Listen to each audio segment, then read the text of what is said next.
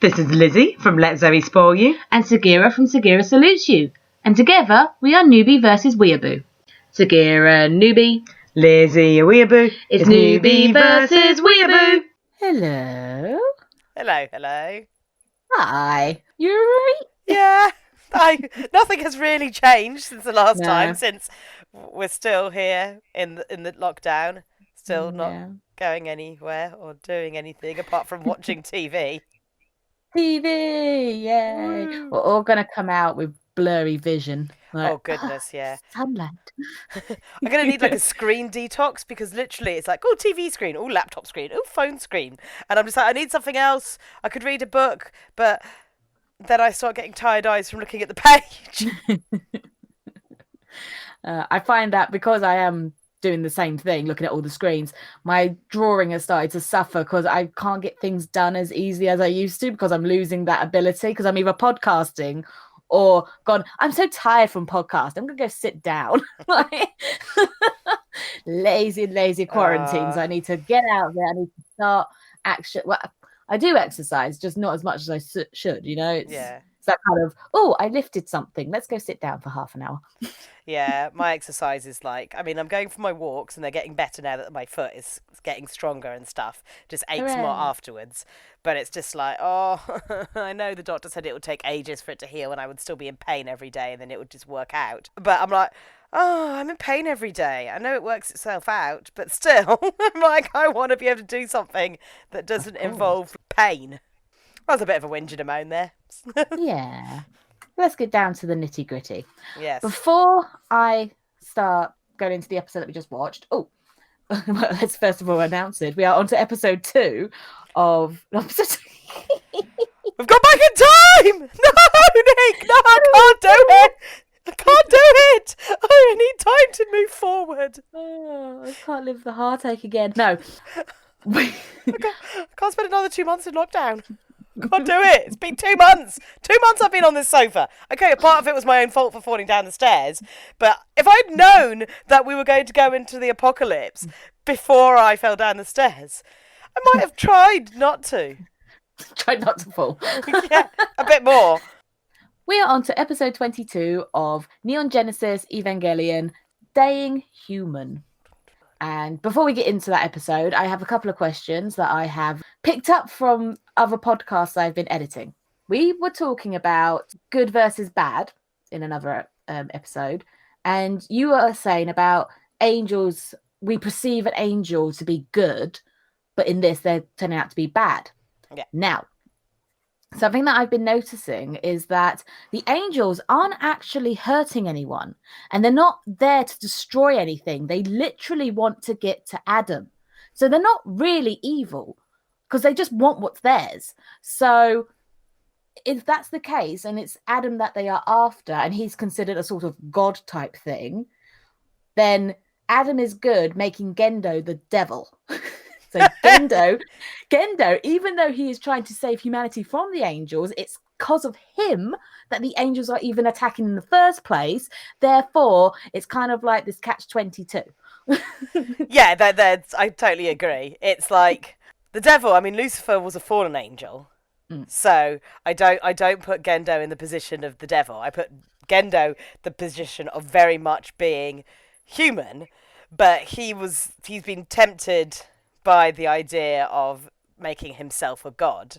Godliness. Yes, he wants. Yeah, he's trying to make a god. He's very much the epiphany of the selfishness that runs through humankind, which got them kicked out of the Garden of Eden in the first place.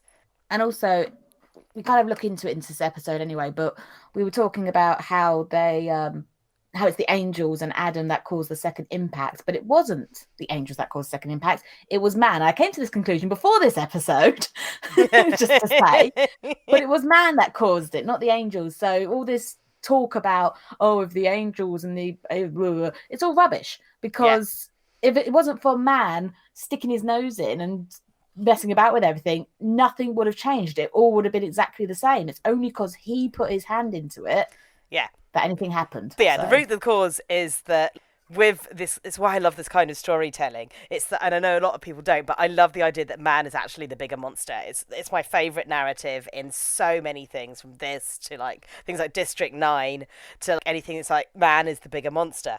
And it is man's experimentation. It's that whole quote about they were so focused on if they could, they never stopped to think about if they should. And yeah, mankind and Gendo and whatever that research was going on was the thing that's probably screwed up humanity, and none of this would be going down if it wasn't for humans deciding to play God. Like, the only ones that should play gods are gods, but man is a jealous being, and it wants the power of God. It wants that for itself. So it's man using science to get the power of a god to create its own god that could potentially worship man. And then my second thing that I wanted to talk about was, I said that Ava 1 could be considered Eve, which we know that it's girl because Shinji's mum is in there. Well, they haven't specifically said that out loud, but we all know that that's what happened. With the series of events that have been going on, Shinji's mum is inside Ava 1, so when they say she, they're referring to her. Yes. However, Eve was created by Adam because they used Adam's rib, didn't they, to create Eve? Yeah. They're using Adam in the angel to create Ava 1. So therefore, Ava 1 is technically a kind of Eve. Could be. See where I'm going? Yeah. Yeah. And also Ava, Eve, very similar. Very similar, yeah. You've got some good points. It is following like those biblical tales and also the Dead Sea Scroll kind of stories and stuff. And yeah, Eve was made from Adam, and then remember, Eve was the one that got tempted by the devil, ate the fruit, and got them cast out. So if you're putting the Avas in the place of Eve, the Avas are the things that got corrupted, and God was like, I don't like these things. I don't like this choice you've made. This is not good. And also the ones that listen to the devil going, hey, do you want to eat this thing you're not supposed to? So you could put Gendo back in the case of the devil, because he was the one that's going, hey, do you want to go and do this for me? Getting humanity kicked out of the Garden of Eden, and basically getting humanity kicked out of the entire planet. So they had to make their own Edens, which comes back into that whole idea of people making their own sanctuaries and their own personal Edens, because, well, they destroyed the planet because, yeah, humans, they could be dicks. That should be the title of your next book. Humans, they can be dicks. Okay, so let's get back to staying human. No credits. No. None. Not even a little bit of a credit.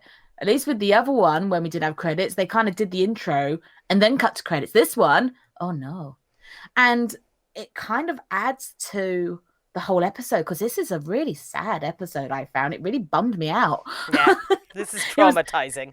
There was exciting stuff that happened, but it just didn't seem as exciting because of what was happening to poor Asuka, and because this is the Asuka episode. Yeah.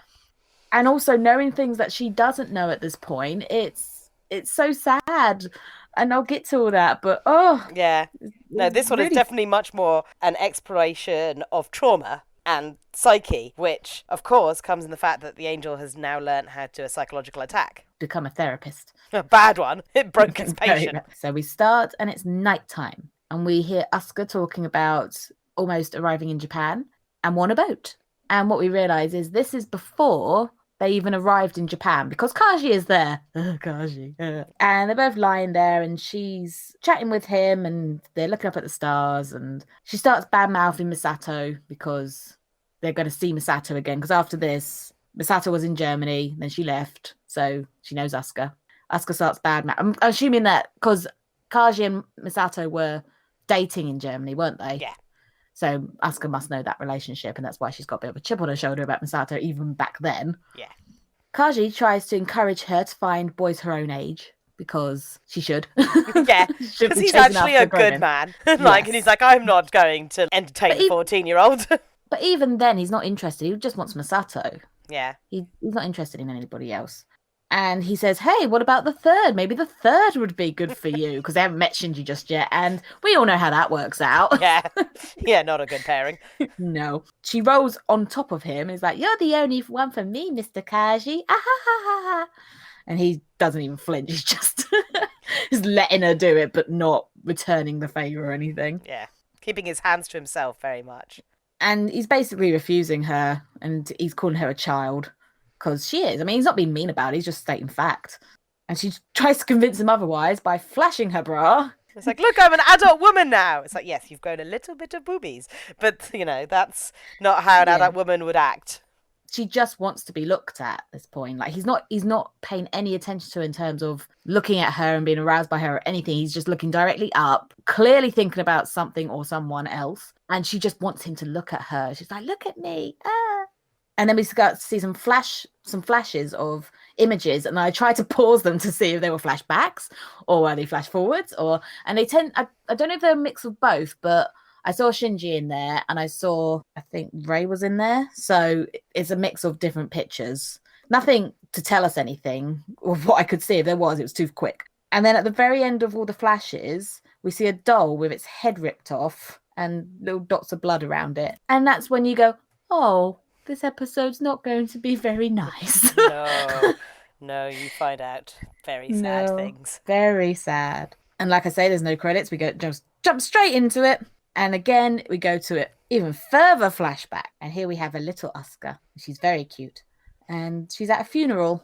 And at this point, we don't know whose funeral. We just hear two people talking about a parent of hers had a breakdown over a contact experiment. Do you know what that would have been? Not 100% sure. I'm assuming she was another one that worked for Sele, Glyphon.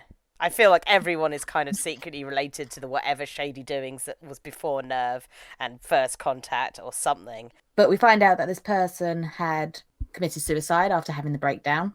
But they were saying that it could be other aspects that caused the suicide as opposed to the contact experiment. So we're not quite sure what happened. No. Oh, still very cryptic. It's a mystery within a mystery within a question within another mystery. Welcome to Evangelion. They don't want to tell you anything. What are they called? The Russian dolls of anime. But again, we cut to another flashback. Gosh, it's Inception of memories. And in this flashback, we see Asuka looking into a hospital room of a woman looking at a doll, and she's calling the doll Auska, and she doesn't recognize Asuka, who's actually at the window. And we hear that it's Asuka's mother, and she's gone crazy, and she thinks the doll is Asuka, and she's treating it like a baby. And they're putting that down to the fact that the mother feels so guilty about not spending any time with Asuka in real life that she's trying to relive a time when they were together, sort of thing. But there's that horrible, heartbreaking line when she's talking to the doll going, smile, smile, be happy, otherwise that girl over there will look at you. And you just see Oscar's like looking through the window, kind of going, oh, please, please do look at me. Yeah, look at me. It's all about looking at her, isn't it?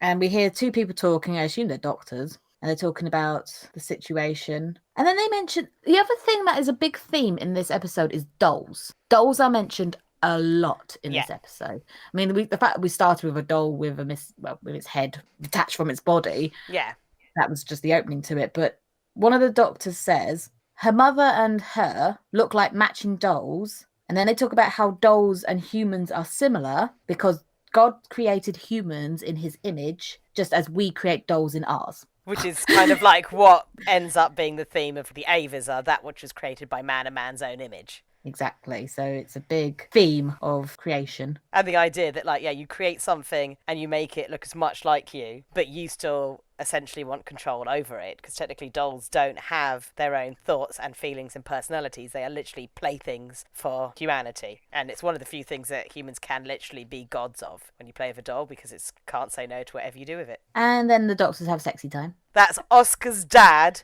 and potentially don't know if they were having an affair. But the woman, obviously, they're having sexy times, and that becomes Oscar's new mum. Yes, I assumed it was the dad, but I didn't want to outright go, and it was the dad. But you can't... You kind of get a sense that it is. Well, she says this must be hard, especially for you. Yeah. So that's the kind of... They say as a parent. I'm sure the word as a parent is somewhere in that dialogue exchange as well. So maybe you get a very, very strong kind of sense. So that's the dad and the woman he's now sleeping with. And she's there listening to the sexy time. Yeah, and it's which like, is poor Asuka. Yeah, another reason why she feels so abandoned and wants to be looked at, because while all this was going on, the dad wasn't paying any attention because he'd got his new woman on the side. Squeezed. And then we see the gravestone, and is it just me or is it quite a Japanese name? Well, that's why she's called Auska Langley Soyu. Langley's the German name, but Asuka is a Japanese name, so the mum would have been Japanese because she's half Japanese, half German.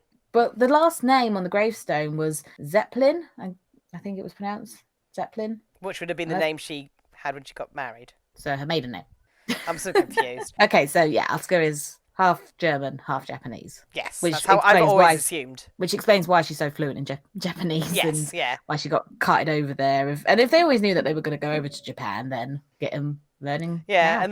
and then you knew a lot of Japanese people went over to Germany to work because that's how Misato got over there. So there is a link. It all makes sense. It's like they thought about it or something. I know. And then back at the funeral, Asuka refuses to cry. She will not cry. And this, again, comes in later because of all the bad things, but we won't jump ahead. Present day, Asuka is sync testing, as they are often doing nowadays. It's all about the sync testing. And her sync rate is dropping. And we are to assume that this is because she's just thinking about all the bad things, because she is constantly angry all the time. Yeah. And all this can be doing is bringing up memories for her. Yeah. Everything that's happening.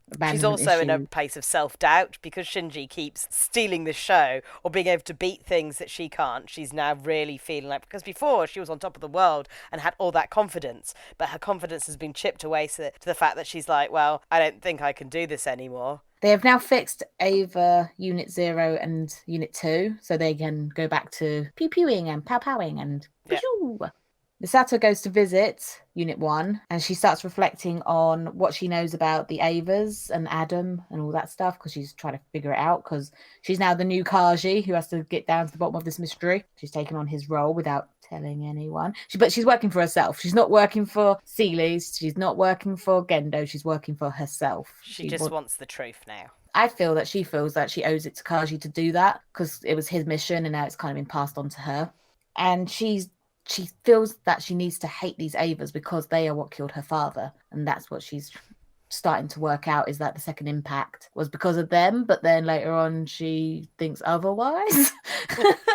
Mystery within a mystery within a question. Yeah, we're not getting any answers now. Instead, we got more questions, and we're like, damn it, we're so close to the end, and now you've given us a whole bunch of new questions. And what I thought I knew, I don't know anymore, and I still don't know what's up with Gendo. No, he's the biggest mystery of all. We see that Misato is talking to someone outside of Nerve, and are we to assume that this is an informant, kind of like what Kaji was doing with the cat lady? I'm going to go probably. She's got her own sources. Well, this is it. She sat on a bench and they're doing that spy thing where one's facing one way and one's facing the other, and they're talking into each other's ears. So she's probably picked up a couple of Kaji sources. Or maybe Kaji's told them to contact her now. And what the informant is telling her is that there are more Avas around the world being built, and quickly. And I think it was because the other ones were damaged, but they are also taking body parts from one Ava and put them into another Ava to make the process quicker. And so they're cannibalizing the current ones, the leftover parts of the ones that got destroyed, and putting them into, I think, the current ones to kind of help repair them and stuff. But at the same time, a new range of Avas is being mass produced to be thrown out there. Do we yet know if it's in the same production that is going on with Ava 1, or is it just a weird other version of... At the moment, all we know is that there's more Avas, so you just kind of assume that there are going to be more Avas and therefore more pilots. You just hear the word cannibalize and you're like, ooh, fleshy. Yep. Well, now we know that is, because they talk about necrosis again in this, and that's what you have to worry about, because there is literally fleshy things underneath the restraining armour. The informant asks that, are things happening more quickly, because at the moment angels are attacking individually, whereas do we think that more angels will attack at the same time? Will they start to become organised? And she's not convinced that that's fully the reason. She thinks it could be something else. Yeah. Again, not sure.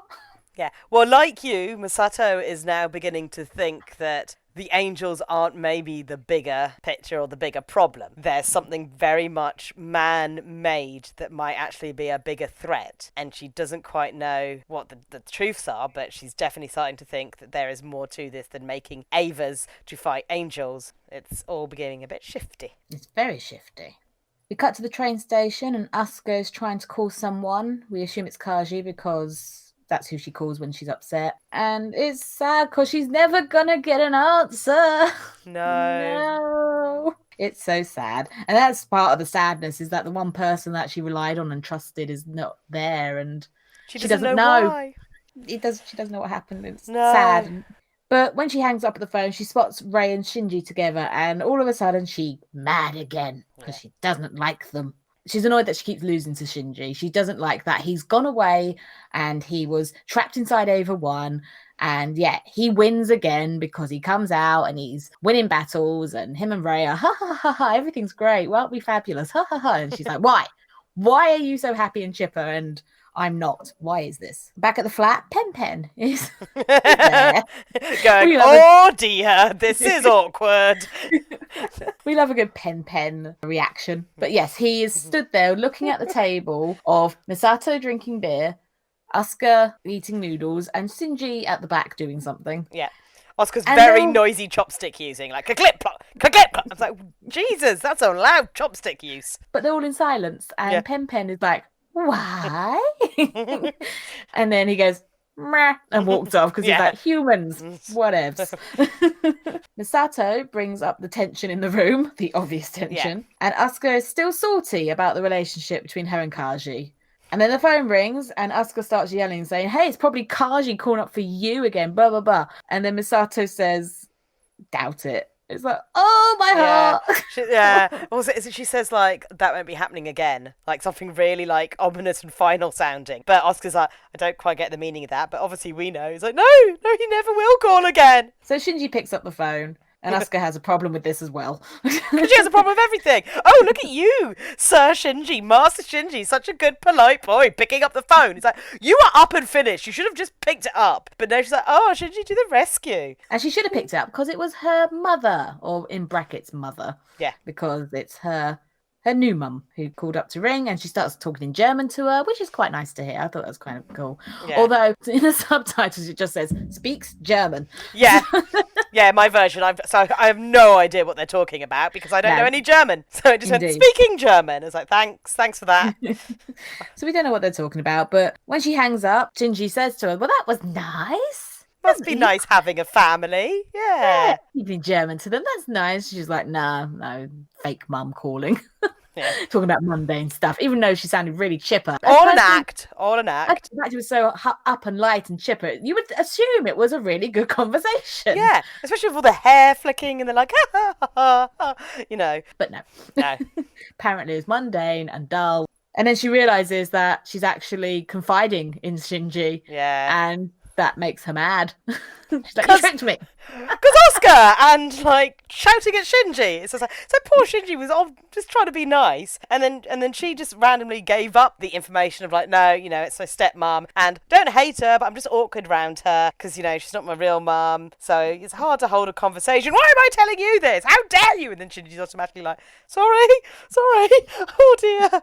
But she runs off, and it's bath time. But she's draining the bath rather than running the bath because she does not want to get into water that stupid Shinji and Misato have been in. She doesn't want to touch that water. It's dirty. It's disgusting. And she doesn't want to use the washing machine where their dirty underwear has been because it's dirty and disgusting. And she doesn't want to use the toilet where they've been sitting because it's dirty and disgusting. And she doesn't want to breathe the air that they have been breathing because it's dirty and it's disgusting. And she has a bit of a mental breakdown. Yeah, shouting, going, I hate them. And kicking stuff around the bathroom. And I'm like, oh. Well, it's everyone that she hates. So she says that she hates Misato, she hates Shinji, she hates the first, which is Rei. She hates mum, she hates dad, and she hates herself most of all. And don't we all relate to that at some point? That we are our own worst enemy. Because the thing is, I don't feel like she wants to be like this. She doesn't want to hate people. She doesn't want to be this mad, crazy person all the time, but she can't help it. Yeah. It's just her way of expressing herself, and she doesn't know any other way to do it. The thing is, if she doesn't blame other people and force the kind of like negativity onto them, then it only gets turned internally, and then she ends up hating herself because she doesn't want to be weak. She doesn't want to be this person, but she doesn't want to be like the weak person that wasn't noticed and wasn't loved, but she's gone too far the other way. She's a poor messed up little girl, really. She is. It's tragic character. Inside the HQ, Asuka has harmonics testing. She's still dropping. She's still not linking as she should be. And Misato suggests it could be because she's on her day 2 of her period. Vitsuko says no, that has nothing to do with this, but now we know that she's on her period. It explains a little bit of the anger. Yeah, you know. PMS and everything. So then Misato and Vitsuko go off and have a little chat about it. I do love the line of, oh, I don't want to hear that from someone who's burying her loneliness in cats. Yeah, it's a much better line in the sub than it is in the dub, because in the dub she says, I won't take advice from someone who substitutes human relations for cats or something, but in the subtitles it says, I don't take that crap from a lady who drowns her loneliness with cats. And I was like, I laughed, but at the same time I was like, hey. Yeah, exactly. I'm like, oh. Wait a minute. I'm sad. Let's look at cat videos. Oh, damn it. Where's my cat? Peridot, are you here? I want to cuddle. So she went down in my estimations after that. I was like, Misato, me and you have an issue. The conclusion that they were coming to is basically that the 3 of them shouldn't be living together because Asuka is not handling it at all. She doesn't like Shinji, she doesn't like Misato, and she's stuck in a house with 2 people she hates. So it's not doing well for her and her self-esteem and her happiness, so they need to do something about that before Asuka completely loses it. Because it's going to be a mental trauma if she starts getting more depressed or more, anxiety. And it's not going to be good for Shinji either, because she just takes everything out on him. She yells at him. She calls him an idiot all the time, and that just wears you down. So it won't be good for his well-being either. So it'd be best for everyone. But also, I don't know if Ritsuko knows if Kaji's dead yet. She's not talked about it, so we don't know. But for Misato, if Asuka keeps asking her questions and talking about Kaji and their relationship and going, oh, well, Kaji's calling you up, blah, blah, that's not good for Misato because she knows she's lost him. Oh, it's heartbreaking. Yeah, so the 3 of them living together is not good right now. Not good for anyone's mental health. We then cut to Asuka in the toilet, and she's still mad, and she's annoyed that she's on her period. And she's like, I don't even want kids. So yeah, why do I have to go through this? Why do I need bodily changes when I don't want kids? Which is an interesting little thing into Asuka's psyche, is the fact that by the age of 14, she's already decided that she's the kind of woman that doesn't want to have children. And obviously she's so traumatized about her childhood, she knows that it's messed her up, and her as a mother, she just couldn't do that to another child. And she also couldn't do the responsibility of looking after another life because she's still so unsure about how to look after herself. It's one of those lines that could be a throwaway line, but actually it says a lot about her, as you have just described. And also, you do forget that they are 14-year-old kids at the end of the day because they have such big responsibilities and stuff. You forget they are children going through puberty and, hard lives. She gets in a lift and Ray's there, and we are treated to the longest silence. Ava has had quite a few silences, but this took the cake. Yeah, this is the lift scene. We all remember it as the scene that we just kind of sat there going, they're still in a lift. And then we get a cough. And then they're still in a lift. Yeah. It was kind of nice because it gave me time to catch up with my writing. Yeah.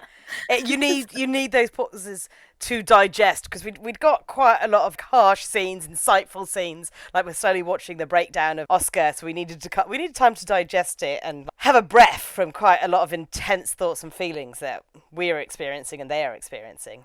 That's something that's really good about this program, is they do put in these pauses, and at first you're like, oh, there's action, we need keep the thing going, don't pause now. But then you actually sit and watch the pause and you're like, okay, no, actually we needed this pause, and it does speak volumes. Just a moment of silence is like, this one just says they really don't like each other. No. To the point that they are going for, what floor were they going to? God, you've seen the escalators of forever and how far anyone goes down. God knows how long they must spend in bloody lifts in this show. Because there's moments where they go and get the thing, and then you see someone dropping through loads to go and get a thing. Or how did you get in so quickly? There's just miles and miles of nothing underground. And just escalators that go on forever and lift journeys that go on forever. Can you imagine if you left your wallet or something? You'd be like, you know what? It's gone. I've written it off. No, I didn't need to eat tonight. It's fine.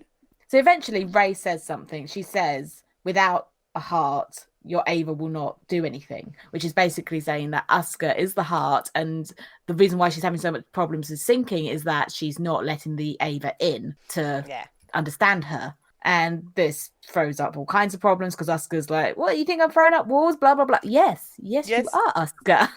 And you know you are, because you don't want to let people in. And Ray is Raying this. She's completely calm. She's not rising to Asuka, but this winds Asuka up so much because she wants a shouting match. She wants some sort of emotion.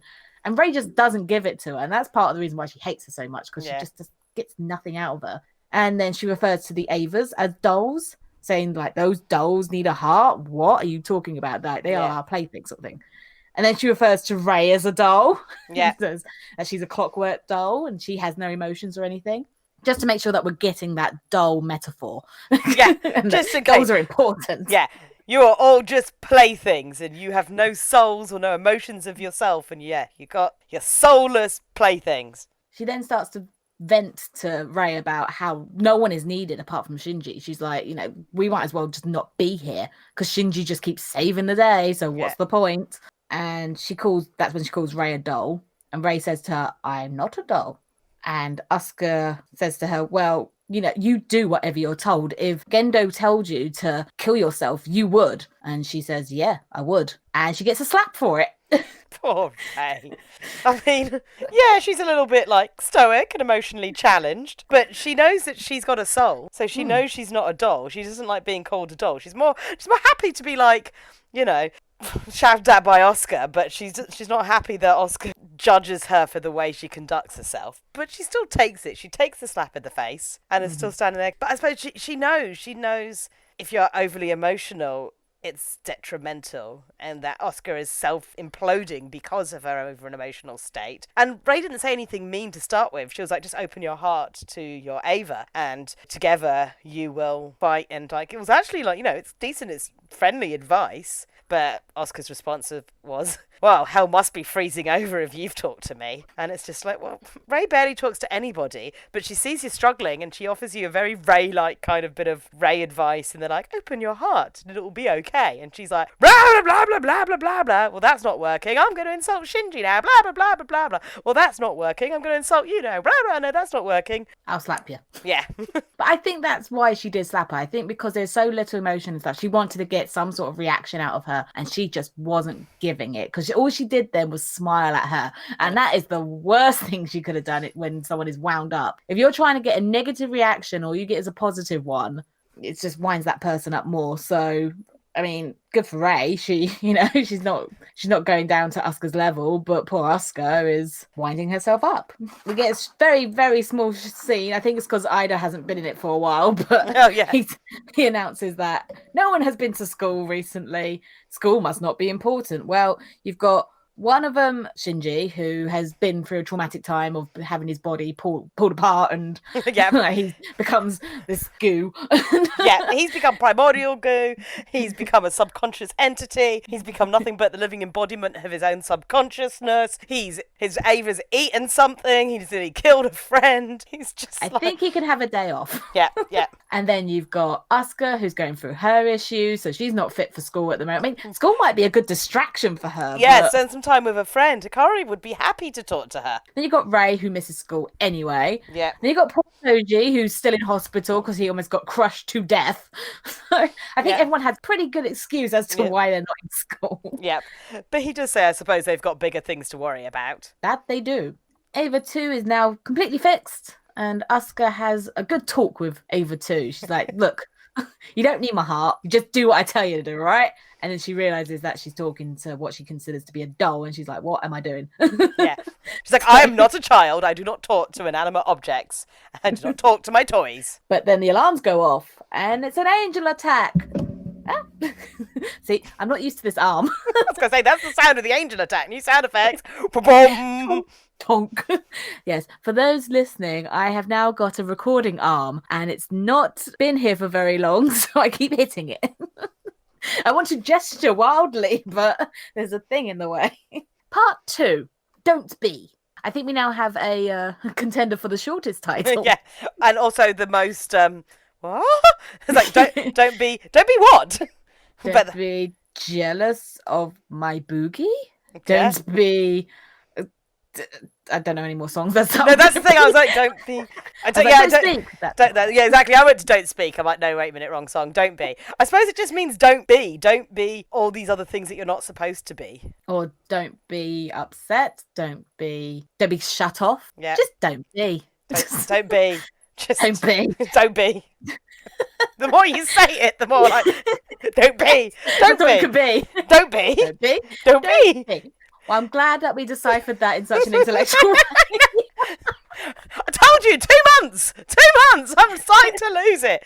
So the angel is once again in orbit, and this is quite an impressive looking angel. It's made of light, it's jaggedy, it's got wings. You don't really see it move. No, it just kind of hovers in space, but it looks impressive. Yeah, it's the most angelly looking angel I've seen so far because it's all holy, glowing, winged creature in space. It's kind of a shame that we didn't get to see much of it because literally you just see it hovering in space. Does it even attack? I don't think Yes, it does. Does it? It uses the energy weapon on Auska. Yes. Okay, yes. It uses it against Auska, but I mean just in general, because before they were dropping things. And... No, this one just floats over. This one's different. It says it's a new kind of tactic. The whole psychological attack. Yes, psychic warfare.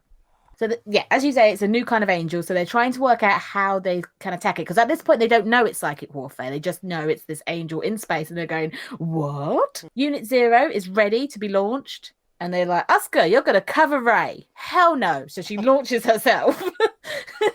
I ain't staying here and protecting her. Auska. Off she pops. And she wants to be number 1. And she knows that Shinji is grounded. So she's got no worries about him.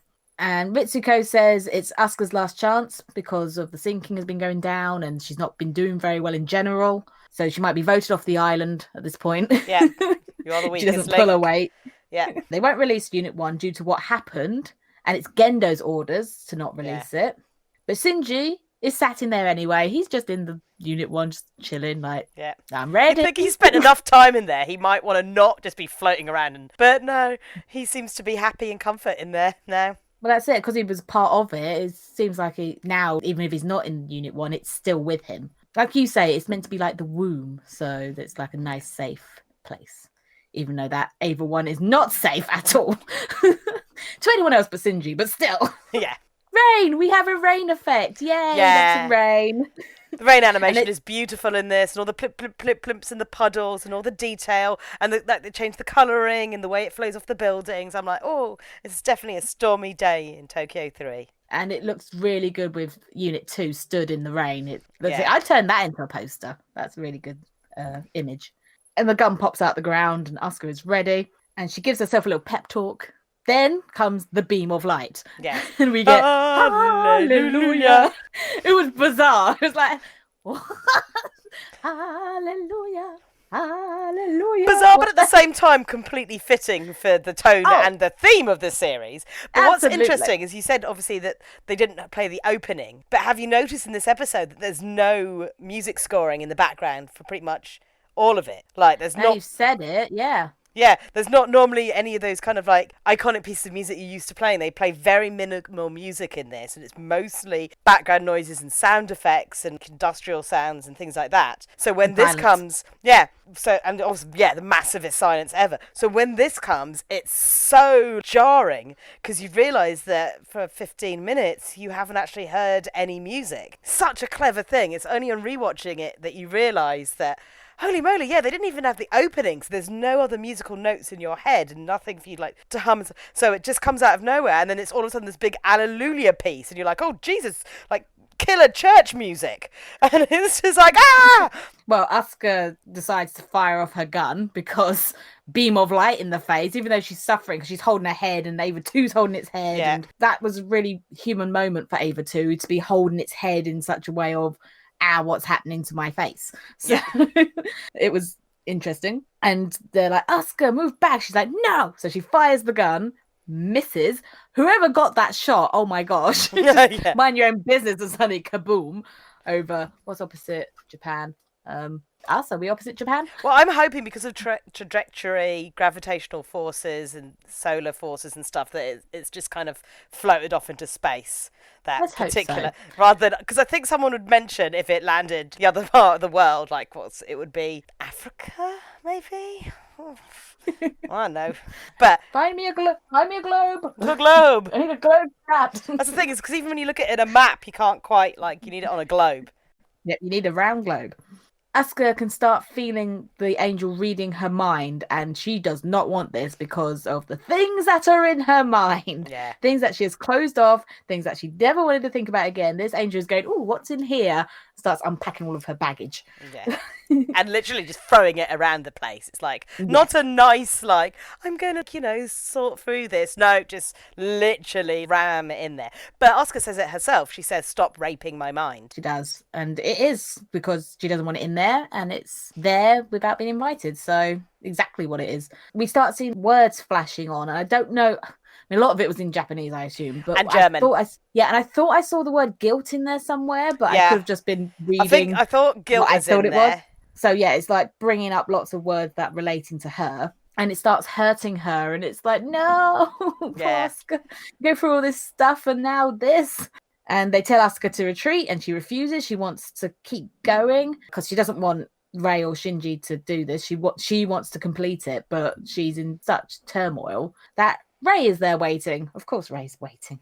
And she fires, and it's a direct hit. Yay! Oh no, they can't breach the AT field. Oh dear. Yeah, they're just not close enough. It's just there's not enough. Yeah, just can't get through that AT field.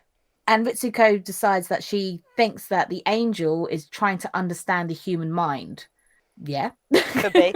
Trying to communicate again. Because as you said, there is actually no real proof that the angels are outright attacking humanity. They could actually be on a slightly destructive but peaceful mission and trying to communicate.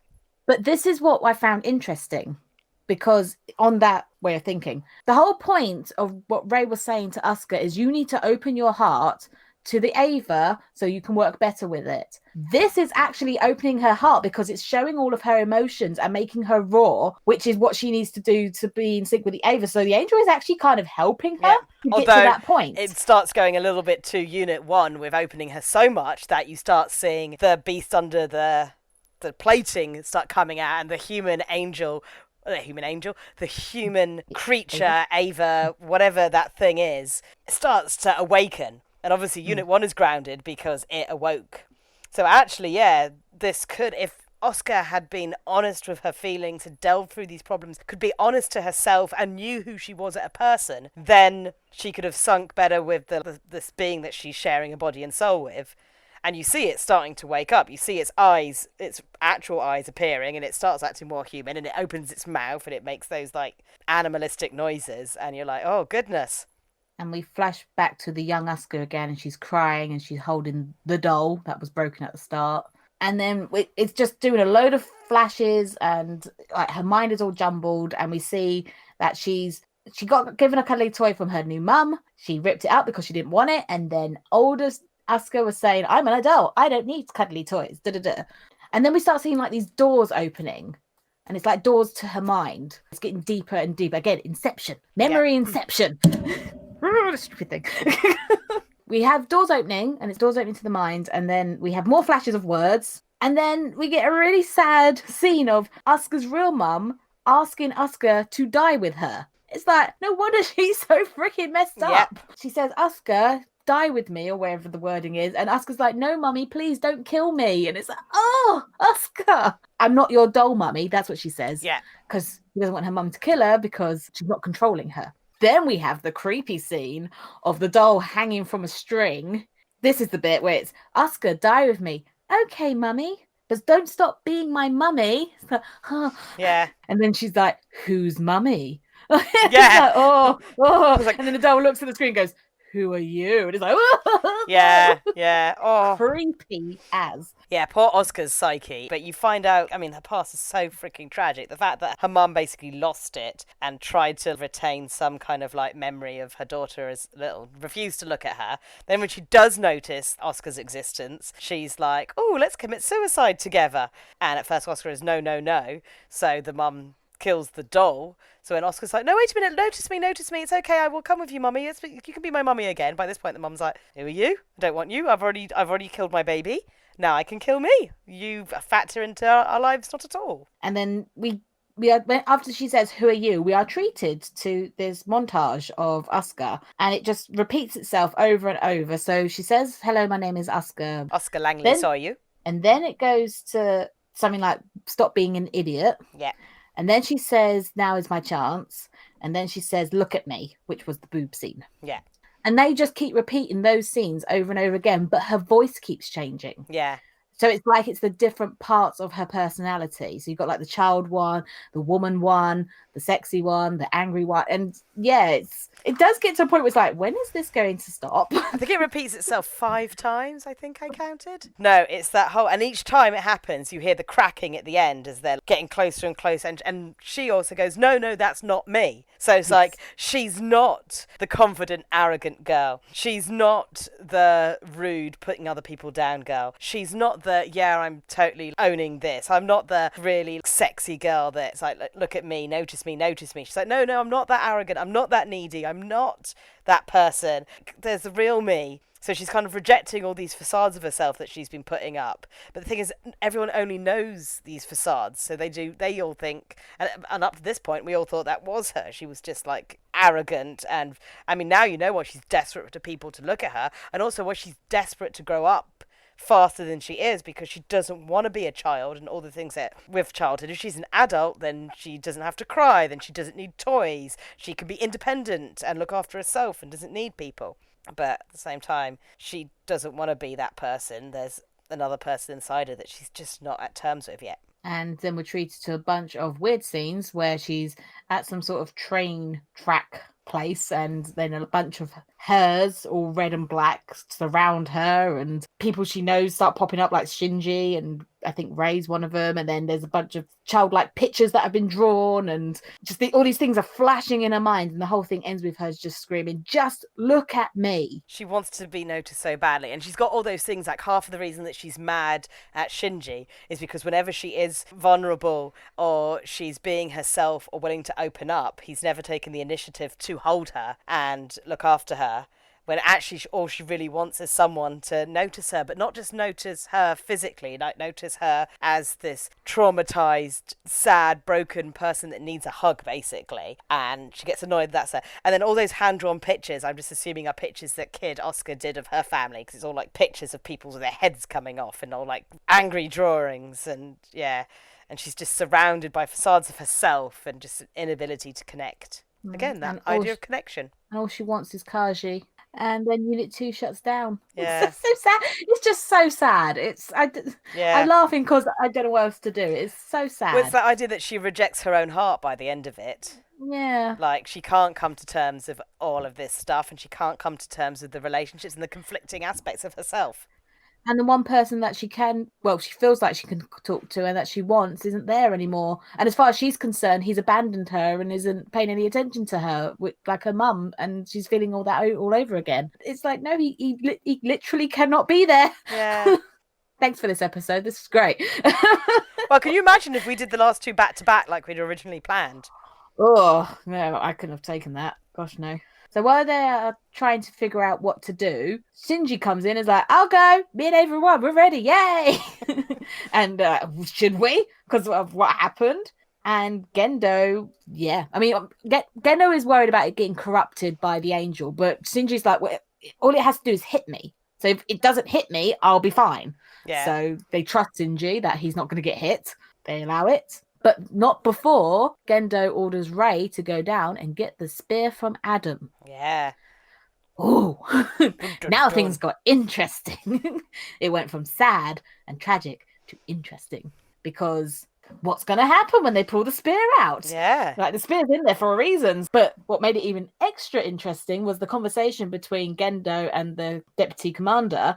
Because deputy commander's like, are you sure we should be doing this? Is it not too soon? So at some point they were going to pull it out anyway. Yeah. But due to circumstances, they have to speed it up and do it now. And Gendo says, we cannot turn back the clock, but we can push it forward. Yeah. I thought that was quite a good line. Yes. I was like, that's a good line. You can't go back to the past, but you can hurry on the future outcome that you've been trying to get to all along.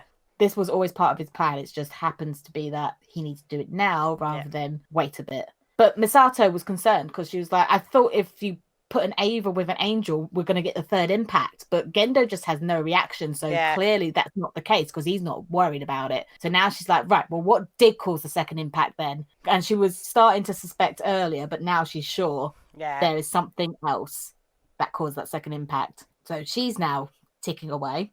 When the spear is pulled out of Adam, he grows legs. Yeah. Which then grows legs. Have you never really looked at the bottom of Adam before the spear has been pulled out? I thought it was just kind of like a wormy, weird, I don't know.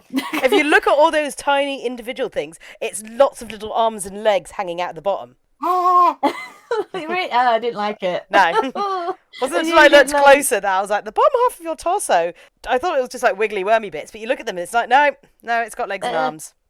Well, no, I didn't see that. I just saw when his legs grew, tiny little legs grew out of his legs. It was like, yeah, no, they've been there all along, those tiny little legs. No. Don't like it. And it went, oh, blob, blob, blob, blob, blob. There's other angels I like better. His face didn't really please me to start with. Now he's got legs coming out of his legs. But that's all we know of that. We just know that he grows legs. We don't know what's happened beyond that because next episode. It's still, and it's still technically crucified. Yes, he is still tied up. But his legs are free, so could he not just pick it up and walk? You'll have to wait and see. No! That should be the tagline to this podcast. Jimmy versus Weeaboo, just wait and see. Ray is back on the surface with her spear. And she throws it, and it hits the AT field. It struggles. Oh no, is it going to do it? Will that work? We don't know. It works. It goes through, it hits the angel, and it explodes, and it's gone. Yeah, totally destroys that. And as is the spear, which is now floating around in space. Yes, that's gone into orbit. So they can't go and retrieve it. It's just floating around the planet now. So yeah, they're saying, we can't retrieve it. And like, oh, well. So they're going to have to wait till that rotates its way back. Unless someone gets it first. Dun, dun, dun. But that means that surely Adam is now free. They haven't got a spear to stop Adam. Did they want to put Adam back? Was this part of the plan that Adam would be free forevermore? So after all that, Unit 2 is being put back down into HQ and Asuka is watching. Shinji comes over. Again, poor boy is oblivious to anything that she's going through and he just thinks it's angry Asuka again. But he's being Shinji and he goes over and he's like, hey, we did it. Yay. I'm glad you're not dead. Hooray. But she's having none of it. And she completely resents the fact that it was Ray that saved her. She said, I would rather have died than let Ray save me. I hate all of you. Yeah. And then it's like, oh, okay. The end. But yeah, that was a real bummer. Thanks for that episode. That was great. I mean, I didn't make it. I just made you watch it. We've still got another 5 episodes in the 2 films. Are they as depressing as that? Oh, God, yes. Oh, but Asuka. She was meant to be like this new dynamic comedy relief, just angry girl all the time, and now she's tragic and you just want to give her a cuddle. I know. It's what she needs. She needs someone to give her a hug as if she's a child that needs comforting and looking after. Yeah. But she's rejected it so much. Now she's out of sync with her Ava because she never opened her heart to it. She resisted it so much. I don't like it. No. It's very tragic. When you find out the Auska stuff, you're like, oh, that was harsher than I thought it was going to be. But it does explain a few things about her now. So now it's like, why are you so angry? Oh, okay, I understand now. Yeah. Why are you such attention seeking? Why are you so desperate for people to look at you? Oh yeah, that would do it.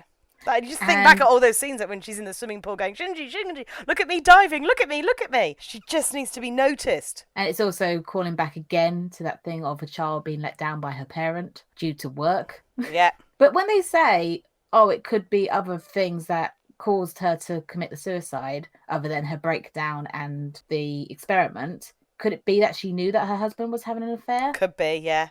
That was part of it. There could have been a lot of psychological factors, like a husband's having an affair, her guilt over not spending time with her child, the stress of her research, something in the research, the finding out possibly about what's actually going on deeper down with Sele and Giffin, I can't remember how you pronounce it now. Other things, like she could have uncovered something. There's so many what ifs that cause her to just have this absolute like mental break, and then eventually she killed herself. But let's not dwell, because there's more episodes to watch. Yep. So hopefully a bit more uplifting the next one. It's all getting a bit too tragic. I'm not holding my breath for a more uplifting episode. What should we do in the quarantine, Lizzie? I mean, I've been doing my usual thing of watching anime and horror movies, because that's all I really do. I've been watching a very stupid anime called Uchitama, which is about puppies and kittens that hang out on the street, and sometimes they look like boys and girls, and sometimes they look like puppies and kittens. And they go on adventures such as the time a cat cafe opens and they get a bit jealous, but then they befriend the cats and then they all dance. Or the time one of them thinks it's a raccoon dog when it's really a kitten because it's dumb. I've just been through a range of emotions with you describing that. Yeah, it's about puppies and kittens that are friends. Having weird adventures on the street. It's completely pointless and stupid, but you know, puppies and kittens. Well, I'm going to do another pointless one, but we love it. Banana. Ah, banana. Banana. We Papa Banana. Long-haired banana. Long-haired Banana. He's such a narcissist. Yeah. You've got the belladonna of bananas. It's brilliant. They're very short episodes. It's about different types of banana, and especially the first season, the narrator is very dry, and he's great. Oh no, banana! Don't use your claws. No, I think my favourite episode has to be the one with the cat in the window. I won't spoil it, but that's my favourite one. With the curtain. That's my favourite because it's so pointless and stupid. I love it. Yeah, it is. It's just silliness. Yes, so Banana, if you just want a laugh at something silly and a bit more uplifting than this episode of Neon Genesis, then watch Banana afterwards. Yeah, Banana, Uchitama. Banana. Yeah. Yeah. I mean, I've got my giant banana plushie, so like, you know, which is about half the size of it. And I'm like, yeah, look at my giant banana. So I have my cat who I can dress as a banana. That's the closest I can get to a banana. Luna. Yeah, put a banana on your actual cat. She could be the belladonna of bananas. I'll put a banana peel on her head. And then there we go. Social media. How would you like to present your social media? I know that. I was just trying to think of a sound effect. I'm running out of them. I've had trains and nom-noms and helicopters, but now I'm just like... Do you want it to be silence, like the lift? Yeah, just awkward silence. Let's just do a silence.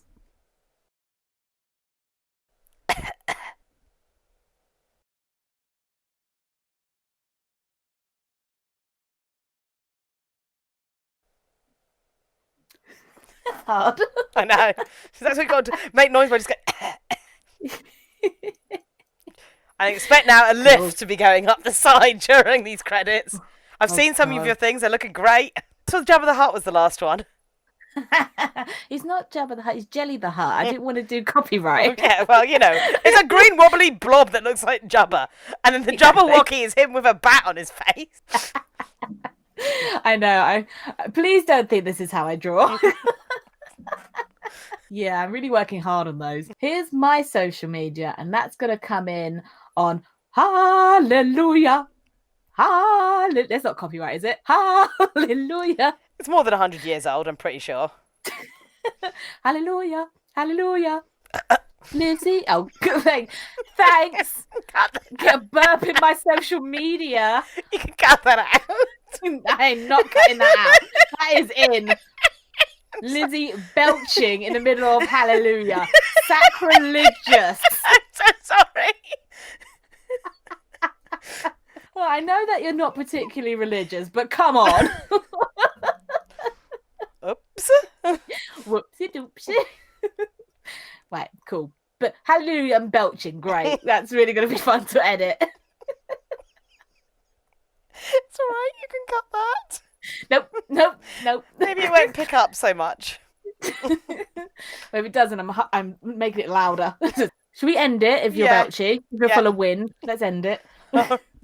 So, from a weeaboo, this is Janny. And this is a newbie saying, boo.